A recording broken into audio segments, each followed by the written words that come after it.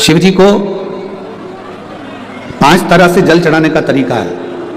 जैसे पंचामृत होता है, दूध, दही, शहद, घी, शक्कर, ये सब पंचामृत के अंतर्गत आते हैं। उसी तरह शंकर जी को 5 तरह से जल चढ़ाने का क्रम वर्णित किया गया। अब उसको समझेंगे, बहुत सावधानी से समझिएगा। पहला, जल लेकर आए, सीधे डायरेक्ट शंकर भगवान के शिवलिंग पर चढ़ा दिया। ये प्रथम जल का चढ़ाने का तरीका। दूसरा, जहां से पानी बहकर जाता है, जहां से जल बहकर जा रहा है, उसके ठीक विपरीत जल उत्तर में जा रहा है, आप दक्षिण में खड़े होंगे और दक्षिण में खड़े होकर उत्तर की ओर मुख करेंगे और शिव जी को जल समर्पित करेंगे। यह रोग मुक्ति करने वाला है और हमारे रोग पर हमें विजय प्रदान करने वाला है। यह जल चढ़ाने का तरीका। एक, सीधे मंदिर में गए, लोटा भरकर जल उठाया, शिव जी को चढ़ा दिया। दूसरा जल, जहां से पानी बहता है, शिव जी का चढ़ा हुआ जल जहां से बहकर जाता है, उसके ठीक विपरीत में शिव जी का जल इधर जा रहा है तो तुम यहां खड़े हो, तुम यहां बैठो, यहां मत बैठना, यहां मत बैठना, इधर बैठो। अगर रोग का निवारण है तो यहां बैठकर। तीसरा, अशोक सुंदरी से जल चढ़ाते चढ़ाते शिवलिंग तक लेकर जाना और शंकर भगवान के शिवलिंग पर पूर्ण जल समर्पित करना। यह तीसरा तरीका। यह कार्य की सिद्धता के लिए। हम जब किसी से आस न लगाकर परमात्मा से विनती करते हैं तो वो विनती करने का तरीका। तीसरा। चौथा, शिव जी पे चढ़ा हुआ जल 5 जगह पर समर्पित करना। गणेश जी, कार्तिकेय, अशोक सुंदरी, शिवलिंग और जलाधारी। ये चौथा क्रम है। जब जिस नारी का, जैसे एक पत्र है, देखिए,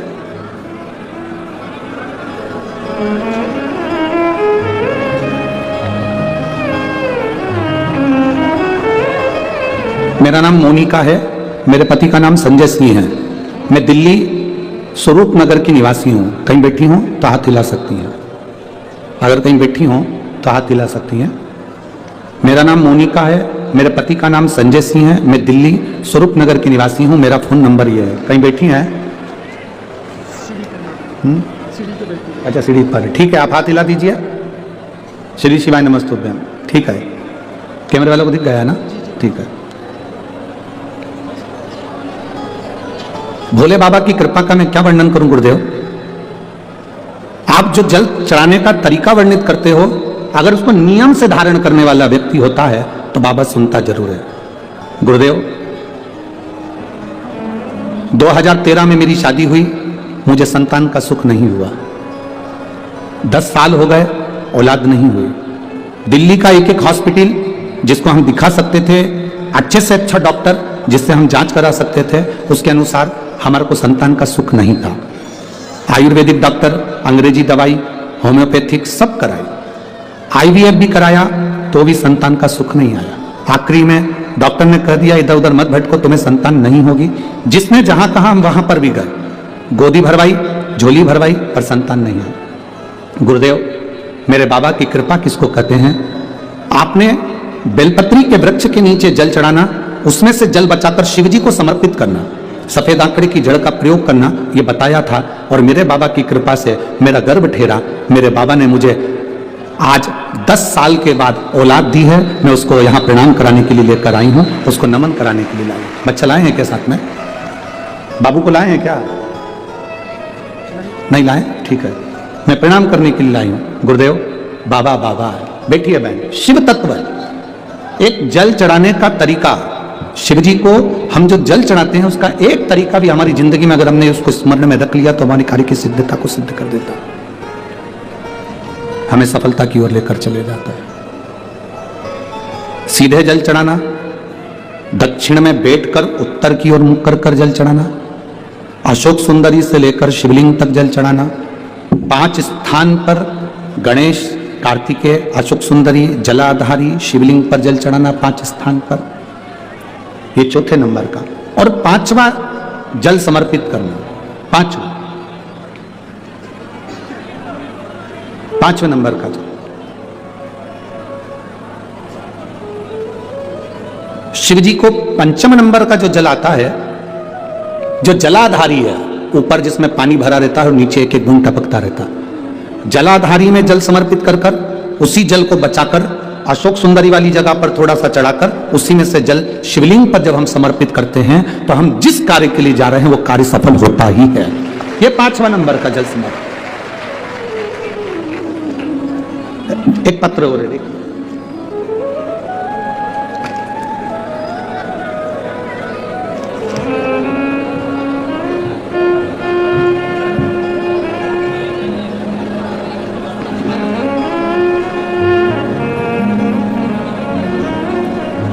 संतुबेन, उम्र 60 वर्ष, नवसारी, गुजरात से आई हैं। कहीं बैठी हो तो हाथ हिला सकती हैं। संधुबेन, उम्र 60 वर्ष, नवसारी, गुजरात की रहने वाली है। कहीं बैठी हो तो हाथ हिला सकती हैं। दिख गई क्या? कहीं बैठी हैं? अच्छा ठीक है, हाथ हिलाओ दीदी एक बार। हाँ दिख गए, ठीक है, ऐसे हाथ हिला दो एक बार। श्री शिवाय नमस्तुभ्यम। दिख गए। मैं गुजरात की निवासी हूं गुरुदेव। 2014 में मुझे कैंसर हुआ था। तब मैंने गुजरात के एक अच्छे अस्पताल से अपना इलाज करवाया। कीमो रेडिएशन के बाद ऑपरेशन करवाना पड़ा। 7 साल के बाद फिर वापिस मुझे कैंसर हो गया। दूसरी बार कैंसर हुआ, फिर वापिस दर्द चालू हुआ, वैसा कि वैसे कीमो चालू हुआ, फिर वापिस ऑपरेशन कराया गया।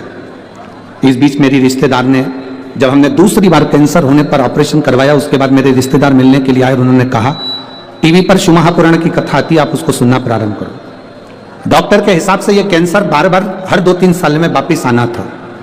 पर गुरुजी, मैंने शंकर की कथा को सुनना प्रारंभ करा। शिव जी पे चढ़ा हुआ 1 लोटा जल चढ़ाकर पीना प्रारंभ करा। बाबा की कृपा से मेरा स्वास्थ्य ठीक हुआ। पर गुरुदेव, वापिस कुछ समय के बाद में बीमारी फिर आ गई। अब बीमारी फिर आई। मैंने भोलेनाथ जी से विनती करी, बाबा तू सबका रोग दूर करता है। सियोर वाला महाराज कहता है कि जो शंकर जी पे चढ़ा हुआ जल पीता है, बेलपत्र खाता है, उसके दुख दूर हो जाते हैं। तो ये बीमारी वापिस जब मैंने जांच कराई तो ये बीमारी फिर पलट कर क्यों आ रही है? 2 बार आकर चली गई। अब मैं ठीक थी, फिर वापिस बीमारी आ गई। गुरुदेव, ये यहां आने के 10 दिन पहले की बात बता रही हूं। मुझे वापिस कैंसर बताया। 10 दिन पहले मुझे कैंसर बताया। मैंने बाबा से कहा, बाबा ये बीमारी कैसे पलट कर आ गई, जब तो मैं बेलपत्र भी खा रही हूं और जल भी पी रही हूं? मेरा विश्वास नहीं माना और मैंने फिर बाबा के मंदिर में जाकर बाबा को अशोक सुंदरी वाले स्थान पर जल चढ़ाकर शिव जी को जल चढ़ाया और थोड़ा सा जल बचाकर बेलपत्र को चढ़ाया। थोड़ा सा जल नंदी को समर्पित करा। चारों जगह का जल लेकर आचमन करा। आचमन करने के बाद मैंने वापिस दूसरी बार जांच कराने के लिए हॉस्पिटल में मेरे परिवार वाले लेकर गए। तो मैं बाबा को कहकर गई, अगर मुझे कैंसर अब नहीं होगा और अच्छी हो जाऊंगी तो जहां कथा अभी हो रही होगी वहीं पर जाऊंगी। बाबा ने ऐसी कृपा करी, मेरी रिपोर्ट नील आ गई। इसलिए मैं बाबा को प्रणाम करने के लिए आई। बैठिए बहन। श्री शिवाय नमस्ते। शिव तत्व ओघड़ी है शब्द, और तेरा ही दिया मैंने खाया पिया है, तेरा शुक्रिया है, तेरा शुक्रिया है। मुझे भोले बाबा ने बहुत दे दिया है, तेरा शुक्रिया है, तेरा शुक्रिया।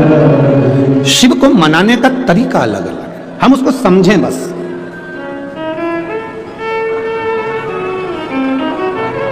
मिलेगा जरूर। कोई ज्यादा घूम कर गया है, कोई नजदीक से गया, मिलेगा जरूर।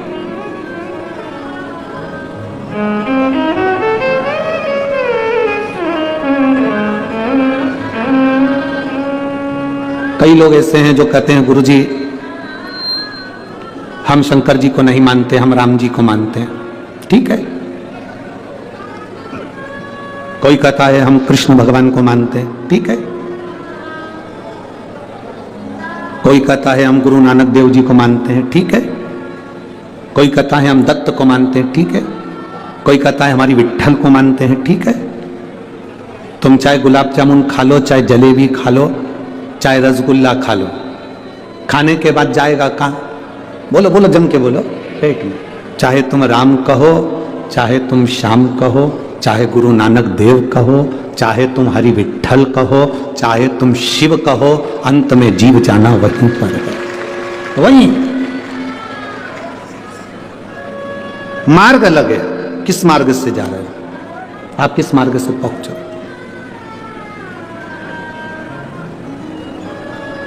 आपकी भक्ति का मार्ग जितना प्रबल होगा, बस निवेदन इतना सा है, आप जिसको भजो उसको पक्का भजना। घर में कच्चा भोजन बन जाए, भटूरा बनाया छोले के साथ खाने के लिए और भटूरा कच्चा की कच्चा रह जाए तो छोले से अच्छा लगेगा? राजमे की सब्जी बनाई, राजमा कच्चा रह गया तो सब्जी अच्छी लगेगी? चने की सब्जी बनाई, चना कच्चा रह गया तो अच्छी लगेगी? मक्का की रोटी बनाई, मक्का की रोटी कच्ची रह जाए तो अच्छी लगेगी? सरसों का साग बनाया, सरसों का साग कच्चा रह गया तो अच्छा लगेगा? पूरा पकना चाहिए। सब्जी, चावल, गेहूं पक गया तो भोजन में स्वाद आया। उसी तरह आप जिसको भजो, तुम्हारी मर्जी पड़े उसका भजन करो, राम हो, कृष्ण हो, नानक हो, तुम जिसको भजना चाहो उसको भजो, पर तुम उसको इतना पक्का भजना, इतना पक्का भजना कि स्वाद आ जाए और तुम्हें परमात्मा का चरण मिले। शंभु शरणे मांगू घड़ी रे, दुख काटो दया करी न दर्शन। आपका विश्वास दृढ़ हो, और जितना भरोसा दृढ़ होगा उतना परमात्मा प्राप्त हो। जितनी दृढ़ता आपके भीतर, अगर भरोसा पक्का नहीं है तो परमात्मा नहीं मिल सकता, आप कितना ही प्रयास करें। यदि परमात्मा के प्रति एक विश्वास दृढ़ है, मिलेगा। एक व्यक्ति ने प्रवचन में सुना कि जब कोई गिरता है तो उसको भगवान अपनी गोदी में झेल लेता है। जब कोई गिरता है उसको भगवान अपनी गोदी में झेल लेता है, उसको भगवान अपनी गोदी में उठा लेता है। उसने सुना और विचार करा कि गुरुजी प्रवचन में कह रहे थे जब कोई गिरता है तो उसको भगवान झेलता है, गोदी में उठा लेता है। उसने कहा आज मैं गिर के देखता हूं। सामने कुआं था और वो कुएं पे चढ़ गया, कूदने वाला था कुएं के अंदर कि मैं भी तो देखूं भगवान मुझे झेलता है कि नहीं झेलता, उठाता है कि नहीं उठाता। कुएं में कूदने वाला, और जैसे कुएं में कूदने वाला था तो इतने में उसके मन में आया मैं कुएं में कूद जाऊंगा। पंडित जी ने तो प्रवचन में कहा है कि भगवान झेलता है, और अगर मैं कुएं में गिर गया और भगवान मुझे झेलने नहीं आया तो पंडित जी का क्या जाएगा, अपन निपट जाएंगे। अब पंडित जी का जाएगा क्या? पंडित जी ने तो प्रवचन में कह दिया कि भगवान गोदी में झेलता है कोई गिरता है तो। अब पंडित जी ने यह थोड़ी ना कहा था कि जान करके कुएं में गिर। पंडित जी बोले थे क्या कि जान करके कुएं में गिरना? पंडित जी ने कहा था जब कोई गिरता है भगवान उसको झेलता है। तो उसने कहा चलो मैं कुएं में गिर के देख लेता हूं। पर उसने सोचा अगर मैं कुएं में गिरूंगा और भगवान मुझे झेलने नहीं आया, भगवान मुझे उठाने नहीं आया तो फिर मैं तो मर जाऊंगा, पंडित जी का क्या जाएगा। एक काम करता हूं, मैं कुएं में गिर भी जाऊं और बच भी जाऊं। अगर भगवान नहीं आया तो मैं बच भी जाऊं। तो उसका एक साधन है, अपने पांव को रस्सी से बांधता हूं, कुएं में लटक जाता हूं। अब पांव को उसने रस्सी में बांधा, कुएं ने पेड़ से रस्सी को बांधा और कुएं में गिर गया। भगवान उसको झेलने के लिए नहीं आया, भोलेनाथ उसको लेने के लिए नहीं आए, परमात्मा उसको लेने नहीं आए, परमात्मा उसको लेने के लिए नहीं आया। अब 5 दिन निकल गए, वो उल्टा की उल्टा ही लटका है। वहीं से एक व्यक्ति निकल कर जा रहा था, उसने देखा कोई बेचारा कुएं में लटका हुआ है, इसको निकाल दूं। तो वो निकालने लगा। उसने कहा नहीं नहीं नहीं, मुझको मत निकालना, मैंने प्रवचन में सुना है, पंडित जी कह रहे थे जब कोई गिरता है तो भगवान उसको गोदी में झेलता है। तो वो जो व्यक्ति था उसने पूछा तेरे पंडित जी ने ऐसा गिरने बताया है? उसने कहा ऐसा ही बताया। तो उसने सोचा मैं भी गिर के देख लेता हूं, भगवान मुझे भी झेलेगा। अब उसके पास रस्सी नहीं थी, बड़ के पेड़ की बट वृक्ष की डालियां तोड़कर लाया, उसको एक दूसरे से बांधा और पेड़ की डालियों से उसने पांव बांधा और कुएं में कूद गया, लटका। अब रस्सी तो मजबूत थी, रस्सी तो मजबूत थी, ढीले कम करो, रस्सी मजबूत थी। तो वो पहले वाला जो रस्सी से बंधा हुआ था वो तो उसमें नहीं गिरा, पर जिसके पेड़ की डालियां बंधी हुई थी, पेड़ की डालियों से बंधा हुआ था, डालियां टूटने लगी और वो व्यक्ति नीचे गिरने लगा। जैसे ही गिरने लगा उस समय पर भोलेनाथ ने आकर उसको गोदी में झेल लिया, परमात्मा ने आकर। अब परमात्मा ने उसको गोदी में आकर झेला। जो पेले का लटक रहा था उसने कहा, भोलेनाथ मैं 5 दिन पेले का लटक रहा हूं, पहले मुझे झेलो। शंकर जी बोले, तुझे तो दुनिया में कोई नहीं झेल सकता। तूने गुरु के वचन पर विश्वास नहीं करा और इस व्यक्ति ने तेरे वचन पर विश्वास कर कर कूद गया। जो विश्वास किसी के वचन पर करता है उसको परमात्मा भी झेल लेता है, वरना परमात्मा भी नहीं झेलता है। तो ये दोनों की कथा अगर आप ध्यान से सुनेंगे, स्मरण में लेंगे, तो माता सती और माता पार्वती की कथा अगर ध्यान से स्मरण में लेंगे तो आपके स्मरण में आएगा कि जितना विश्वास माता पार्वती जी ने शिव जी पर करा उतना विश्वास माता सती नहीं कर पाई। भरोसा, अगर सती मैया विश्वास कर लेती ना तो माता सती को जलकर भस्म नहीं होना पड़ता। अगर सती मैया विश्वास कर लेती तो सती माता के प्राण नहीं जाते। सती मैया ने शिव जी के वचन पर विश्वास नहीं करा और पार्वती जी ने जितना जितना भोलेनाथ जी बोले हैं उतना उतना उनका भरोसा पक्का हुआ, जितना बोले। आप आए हो शिव महापुराण की कथा में, लाखों की संख्या में पहुंचे हो, पूरे स्टेडियम में कहीं जगह नहीं है। जितने अंदर बैठे उससे ज्यादा स्टेडियम के बाहर हैं लोग, दुकानों के अंदर बैठे हैं, ओटले पर बैठे हैं, गाड़ियों में बैठे हुए। जितने स्टेडियम के अंदर है इससे ज्यादा रोडों पर ढेर खड़े हुए हैं लोग।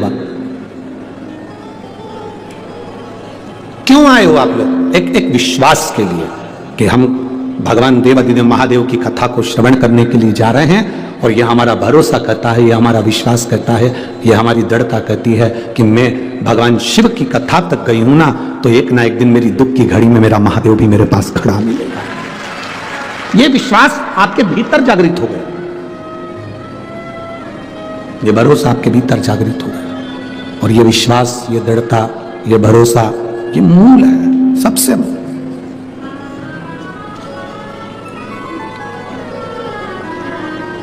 अरे मैंने तेरे ही भरोसे, ओ बाबा तेरे ही भरोसे, हवा बिच उड़ती जावांगी, बाबा डोर हत्तो छड़ना में कटी जावांगी। भोले मैं तेरी शंभो मैं तेरी पतंग, हवा बिच उड़ती जावांगी, बाबा डोर हत्तो छड़ना में कटी जावांगी। भोले मैं तेरी पतंग। एक विश्वास हमारे भीतर जागृत हो। शिव जी के मंदिर में जल चढ़ाने जाते हो आप लोग? जम के बोलो जरा, जाते हो? सब जाते हो? ठीक है। भरोसा रखकर जाते हो? पक्का? पूर्ण भरोसा, पूर्ण विश्वास। जिसका भरोसा नहीं हो, विश्वास नहीं हो शंकर जी पे, वो मंदिर मत जाओ। हमारी तरफ से बिल्कुल फ्री, बिल्कुल मत जाओ।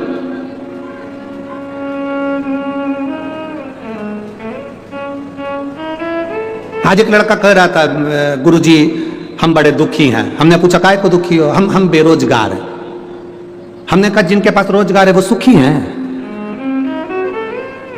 हम बेरोजगार है इसलिए दुखी हैं। हमने कहा सबसे ज्यादा सुखी तुम हो, एक जगह बंधे नहीं हो, तुम्हारा मन पड़े वो काम कर सकते हो और आगे बढ़ सकते हो।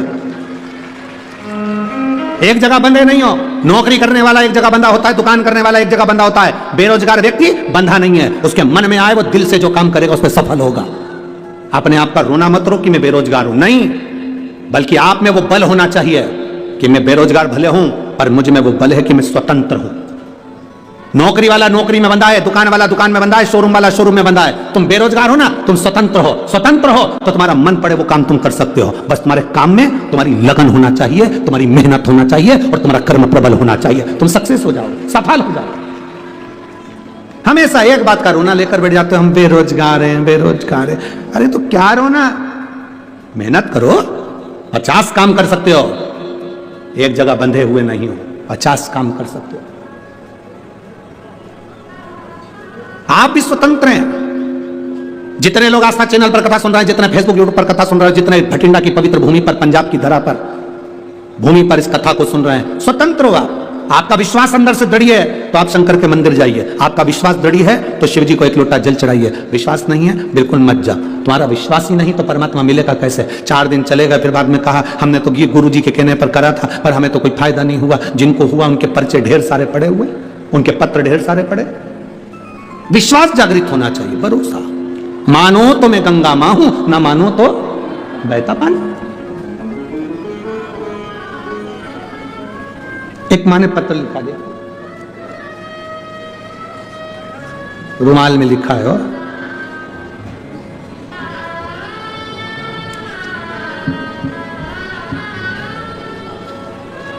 भावना सोनी में गजसिंहपुर मंडी जिला श्री गंगानगर राजस्थान से आई हूं। कहीं बैठी हो तो हाथ हिला सकती हैं अगर कहीं बैठी हो। मेरा नाम भावना सोनी, मैं गजसिंहपुर मंडी जिला श्री गंगानगर राजस्थान से आई हूं। मैं वर्णन करना चाहती हूं गुरुदेव, मेरे यहां संतान नहीं थी कई सालों से, औलाद का सुख नहीं था मुझे। मेरा विश्वास भगवान पे से उठ गया था। आपकी कथा टीवी पर आती थी तो मैं आपको भी हल्के में ही लेती थी। अब बताओ इतने भारी व्यक्ति को हल्के में ले रही।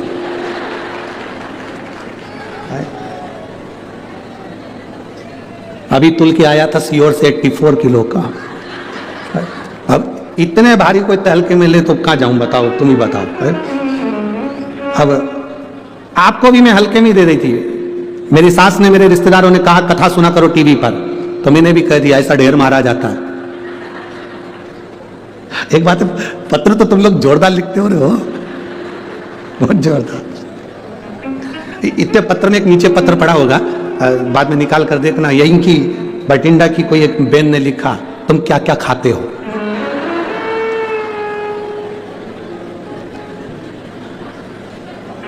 अब उसको क्या बताए, तुम्हारे प्राण खा रहे, मंदिर जाओ मंदिर जाओ मंदिर जाओ।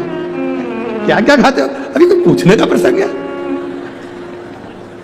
मूंगफली खाते, सिंगदाना रोटी खाते हैं। अब ये मेरा भगवान पर से विश्वास उठ गया था। सबने कहा कथा सुनो, तो मैंने भी कह दिया टीवी पे कथा सुनने से कोई बच्चे होते हैं? अरे गुरुजी, पर गजब।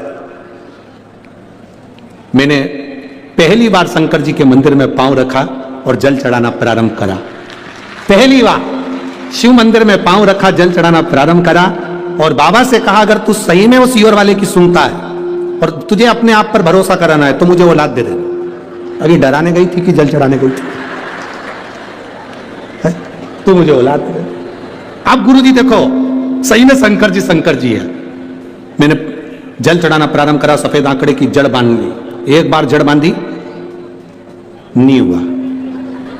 अब तो क्या करूं मैं? मेरे सास ने कहा एक बार फिर बांध। मैंने वो जड़ खोल के दूसरी बांध ली और अब की बार भोलेनाथ जी से कहा बाबा तुझे संभालना है। बाबा ने ऐसी कृपा करी गुरुदेव, बाबा की कृपा से मेरे घर में पुत्र रत्न की प्राप्ति हुई है। मैंने बेटे का नाम शिवाय सोनी रखा है। गुरुदेव मेरा नाम भावना सोनी, मैं गजसिंहपुर मंडी जिला श्री गंगानगर राजस्थान की रहने वाली हूँ। मेरा मोबाइल नंबर ये है और मेरे बेटे का नाम मैंने शिवाय सोनी रखा है। कहीं बैठी हो तो हाथ हिला सकती है। शिव तत्व की प्राप्ति वो घड़ी है शब्द। बोल बम का नारा है,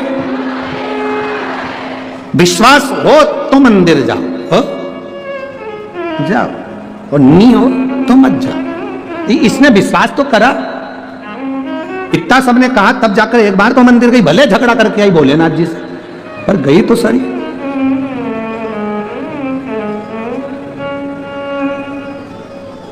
हमारा निवेदन है, पूरी दुनिया वजन के पीछे पड़ी है।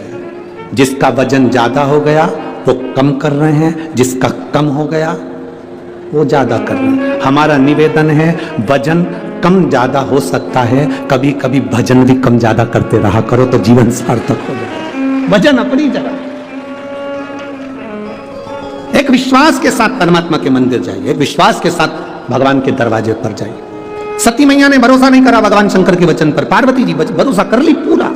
सती मैया भरोसा नहीं करी। भगवान शंकर ने सती से कहा ये मेरे इष्ट देव हैं जिनकी मैं कथा सुनकर आ रहा हूं। सती मैया को भरोसा नहीं हुआ, भगवान अपनी पत्नी के लिए रो रहे हैं। रामचरितमानस में लिखा, रामायण में वर्णन आया, कुंभज ऋषि के यहां से कथा सुनकर भगवान शंकर आ रहे थे। कुंभज ऋषि जब कथा सुनने के लिए कुंभज बाबा के यहां गए थे, अगस्त ऋषि के यहां गए थे, तो अगस्त ऋषि ने हाथ जोड़कर भगवान शंकर और सती को प्रणाम किया था। सती मैया को लगा कि कथा बाचने वाला हमको प्रणाम कर रहा है। सती मैया को यह नहीं मालूम कि कथा बाचने वाला कथा सुनने वाले को प्रणाम करता है। हम भी यहां आते हैं तो आपके हाथ जोड़ते हैं। बोलो जोड़ते कि नहीं जोड़ते? आपके हाथ जोड़ते। क्यों? क्योंकि तुम सुनने वाले हो, हम बाचने वाले हैं। कथा बाचने वाले से बड़ा होता है कथा सुनने वाला। कथा बाचने वाले से बड़ा होता है कथा सुनने वाला, क्योंकि आप कथा सुनने के लिए आए हो, कथा श्रवण करने के लिए आए हो। और बाचने वाला और सुनने वाले में बहुत अंतर होता है। सुनने वाला कथा सुनने के लिए बैठता है तो जमीन पर बैठता है, और जो जमीन पर बैठता है, जिसके पास जमीन होती है, वो जमींदार कहलाता है। तो तुम सब जमींदार हो, जमीन पर बैठे। कथा बाचने वाला एक चौकी पर बैठता है। जमीन पर बैठे तो जमींदार कहला, और चौकी पर बैठे तो चौकीदार। अब जमींदार बड़ा कि चौकीदार बड़ा? बोलो बोलो, जम के बोलो जरा। जमींदार। जमींदार की मर्जी पड़ी, बैठा तो बैठा, नहीं तो चल दिया। चौकीदार कहां जाएगा? बैठे रहे। जमींदार की मर्जी, बैठा जब तक बैठा, नहीं तो जेब में से निकाल के। और जैसे ही महाराज जी ने भजन गाया, और जैसे ही महाराज जी ने कहा हर हर महादेव, ये तो जमींदार है ना, मर्जी है उसकी।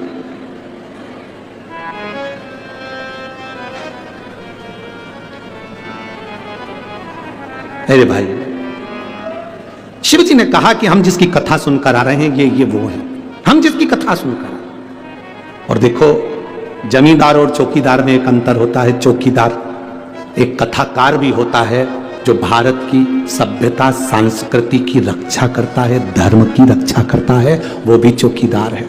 और एक चौकीदार भारत की बॉर्डर पर बैठा हुआ है, वो राष्ट्र की भूमि की रक्षा कर रहा है, वो भी रक्षा कर रहा है। एक धर्म की रक्षा कर रहा है, एक भूमि की रक्षा कर रहा है। शिव कथा कर रहे हैं, भगवान शंकर का संवाद कर रहा है। सती मैया भरोसा नहीं कर पाई, और जिसका भरोसा नहीं, भगवान मिलना बहुत मुश्किल है।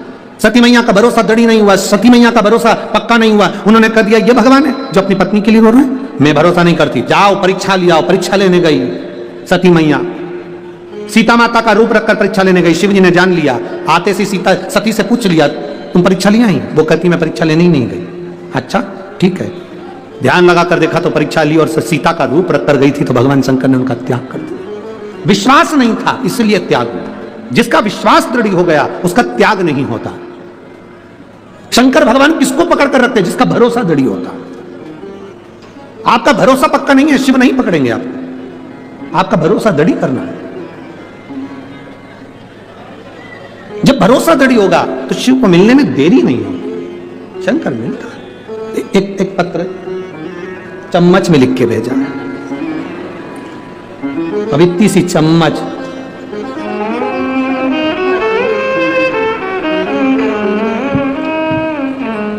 तो पत्र में नाम तो केवल एक जरा सा लिखा है और एड्रेस पूरा नहीं लिखा है, बस लिख दिया रेखा।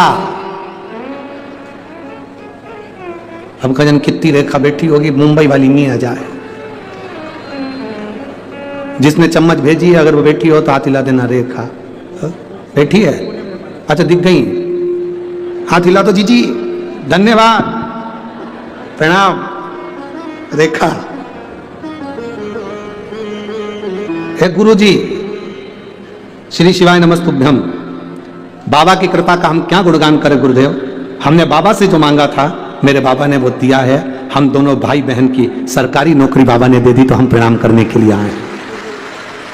एक बार वापिस हाथ हिला दो। श्री शिवाय नमस्तुभ्यम। बहुत बहुत बधाई बाबू, बैठिए। हर हर महादेव। शिव तत्व पर किया गया भरोसा, एक विश्वास, एक दृढ़ता,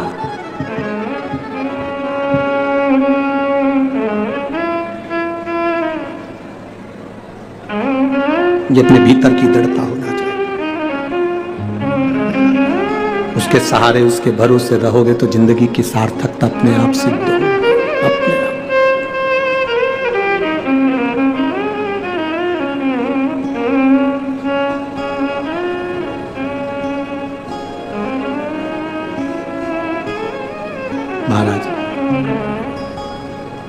सती मैया विश्वास नहीं कर पाई। पार्वती जी का भरोसा पक्का था। पार्वती जी का भरोसा पक्का था तो शिव उनको पति के रूप में मिले, साथ रहे। भगवान शंकर के कितने विवाह हो गए, जितने विवाह हुए सबके प्राण छूटे, पर पार्वती जी का प्राण नहीं छूटा। शिव जी के साथ अजर और अमर बनकर बैठी रही। अमर गुफा की कथा में अमर कथा सुनी और अमर हो गई माता पार्वती। विश्वास पक्का था इसलिए अमर हो गई। विश्वास पक्का नहीं होता तो नहीं हो पाता। भरोसा पक्का।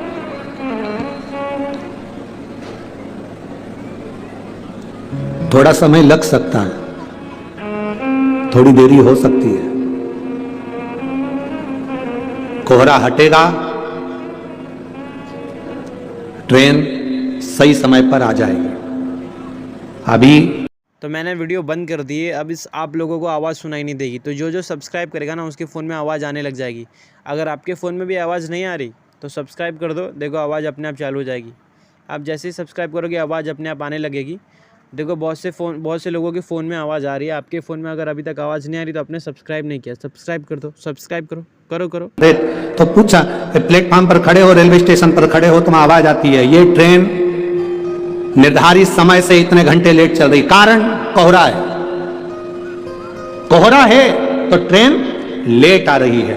उसी तरह जब हमारे भीतर काम, आसक्ति, लोभ, वासना, तृष्णा का कोहरा इस हृदय पर छाया रहता है तो परमात्मा भी लेट मिल पाता है और भक्ति भी लेट हो पाती है।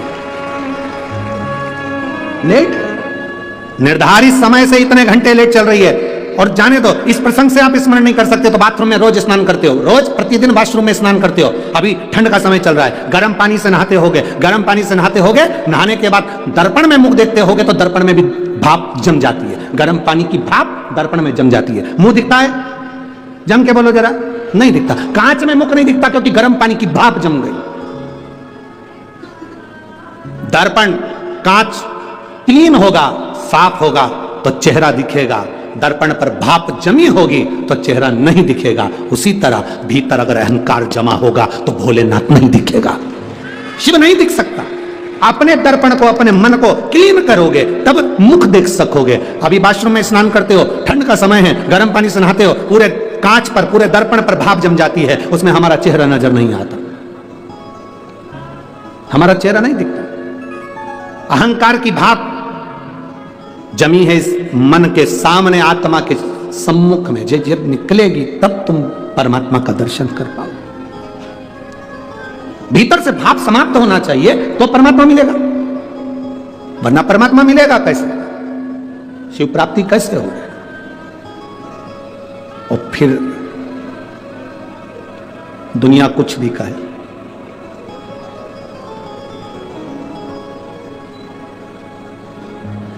कुछ भी कहे, कर्म गति का दंड मनुष्य को भोगना है। सती मैया यज्ञ की अग्नि में कूद कर मरी थी तो उनको कोयल का जन्म मिला था। कोयल का जन्म, यज्ञ की अग्नि में कूद कर मरी तो कोयल बनी। कोयल की योनि से छूटी तब पार्वती बनी है। ऐसा कौन जो कर्म का भोग ना भोग पाए? आपको अगर जीवन में दुख मिल रहा है तो ये आपके कर्म का भोग है, और आपको जीवन में सुख मिल रहा है तो आपके कर्म का भोग है।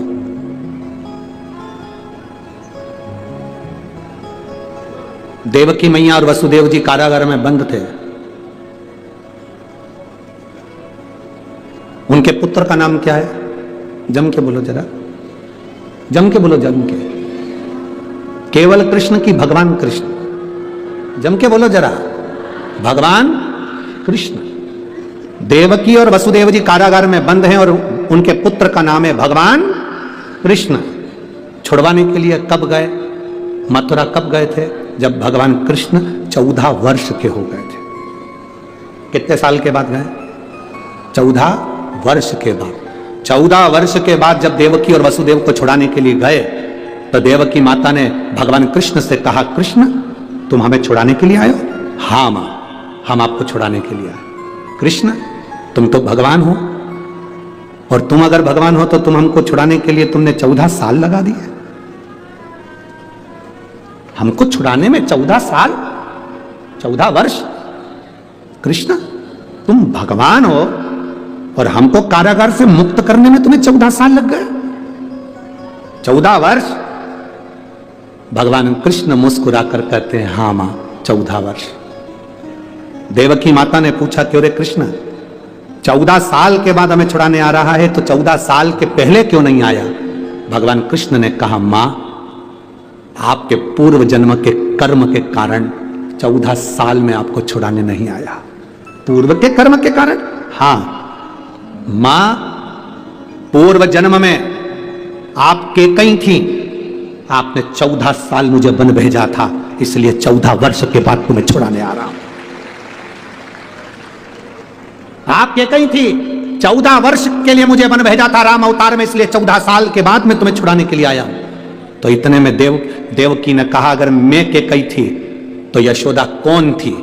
तो भगवान कृष्ण ने कहा, वो कौशल्या थी, जो अपने बेटे का 14 साल लाड लड़ाने के लिए इंतजार करती रही।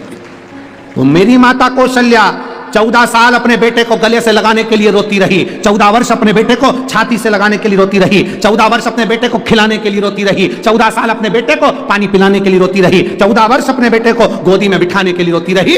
वो मेरी माता कौशल्या है, जो यशोदा बनकर जन्मी है। 14 साल तुम मुझसे दूर रही क्योंकि तुमने मुझे वन भेजा था, और 14 साल में मेरी मां की गोद में खेला क्योंकि 14 साल उससे दूर रहा था।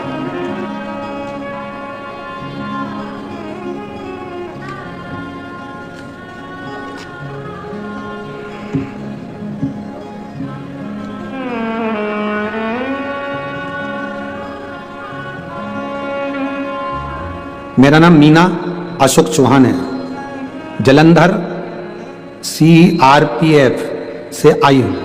कहीं बैठी हैं क्या? बैठी हो तो हाथ हिला सकते हो।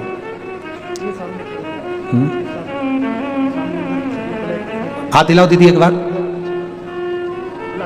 हाँ, वापिस हाथ हिलाइए। ठीक है,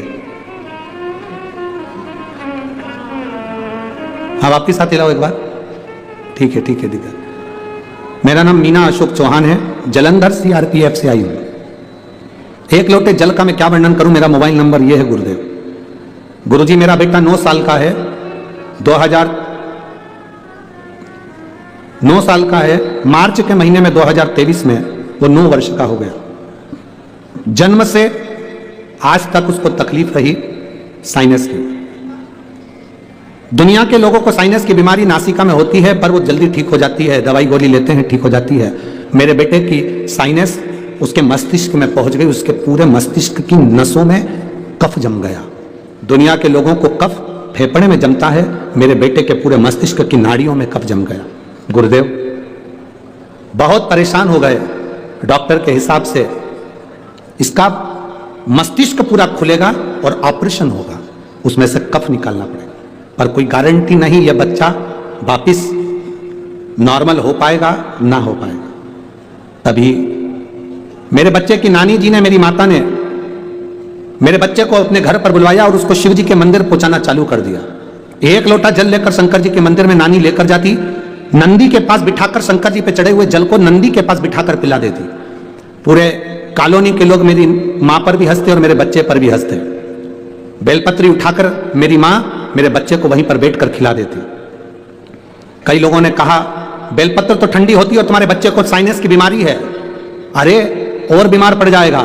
लोगों ने डराया, पर मेरी मां ने मेरे शंकर पर भरोसा करा। गुरुदेव, आज मैं बाबा को यहां प्रणाम करने के लिए आई हूं।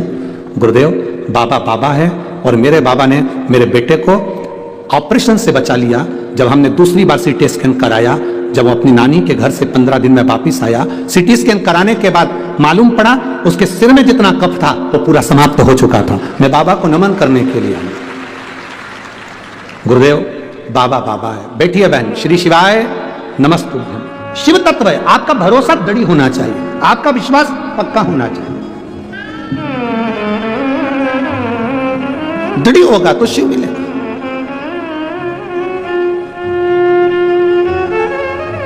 पक्का भरोसा रखिए। और हम तो बाबा के सहारे चलते हैं। ये शिव की भक्ति है। शिव ओघड़ी है, शंकर ओघड़ी। वो साधारण नहीं है मेरा बाबा। अगर आप लोगों को वीडियो अच्छी लगी तो यार सब्सक्राइब कर देना, और ऐसी वीडियो देखने के लिए सब्सक्राइब एक और बार कर दो यार, क्योंकि सब्सक्राइब करोगे तो हमारी सबसे पहले वीडियो आपके पास आएगी। तो सब्सक्राइब।